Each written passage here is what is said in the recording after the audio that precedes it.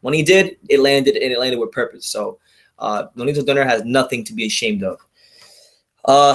Aside from that, honestly, I'll tell you guys what I actually got most excited about watching tonight. Obviously, I was excited to watch Pacquiao. He's one of my favorite fighters. I love watching him. And the Shaming fight was whatever. And this Magdaleno Donaire fight was cool. But the Oscar Valdez fight, that was the highlight of this card to me. Wow, Oscar Valdez. Now, I've seen highlights of Oscar Valdez. I studied a couple of his fights just so I could know a little bit about him before this fight. But I never really watched a full fight, live before of him. And so this is my first chance to really get to watch him and break him down and assess him. And I got to tell you guys, I've heard many great things about him. I can see why now. This guy, Oscar Valdez, has a chance to be a very, very, very good fighter. We have a guy here in Oscar Valdez who has a very good amateur pedigree. But with that pedigree, he has this mean streak in the ring, and he's Mexican as well. So he kind of takes the Mexican style, but he still blends it with having a good, solid, boxing skills and amateur skills. And you have a complete fighter, man. I think he has a chance to do some serious damage in his weight class against the likes of, Leo Santa Cruz, Carl Fran, and guys of that nature. They're out there for him. He fought Osawa tonight, the Japanese fighter, and Osawa's, I know A-class fighter, nothing like that, but he's still a good, solid fighter. And Osawa was very tough, took a lot of hard shots, was able to give him some good competitive rounds. And I think this is one of those fights when you're a prospect and you're coming up, or you're a young fighter and you're coming up and you have a title,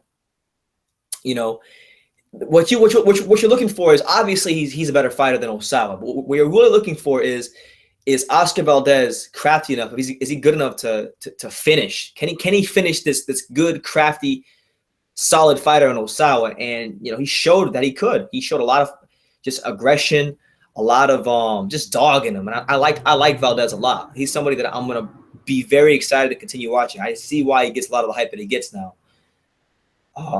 Yeah, man, Valdez is the truth. I like a lot of what I saw tonight. My only criticism of his fighting style would simply be that he maintains, and Timothy Bradley alluded to this, he maintains the same rhythm. He'll throw maybe one or three hard shots, but he's not mixing it up. Any of you guys who have ever boxed before know, that once you get when you fight somebody, if they maintain the same rhythm, you can kind of begin to figure out their tendencies. So the challenge for Valdez will be to mix up maybe the speed of his punches, the rhythm of his punches, because once he gets up to those higher ranks, when he fights better fighters, they can pick up on these things and they can exploit that and they can use it to outbox him, beat him, maybe even catch him with a hard shot. So his challenge for him would be just to work on that rhythm. But aside from that, the dude can fight, man. The dude's got great power, good boxing skills, defensively responsible. He doesn't trade his defense for offense, picks his shots very well.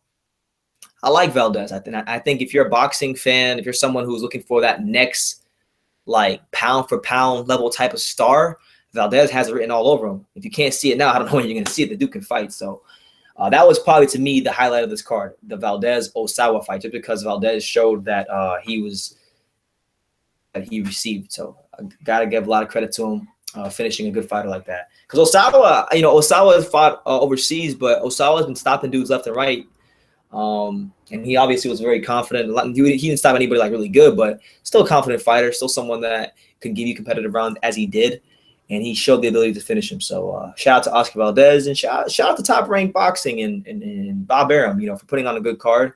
Wasn't the best card, but it sure as hell wasn't the worst card of 2016. I'll say that much. So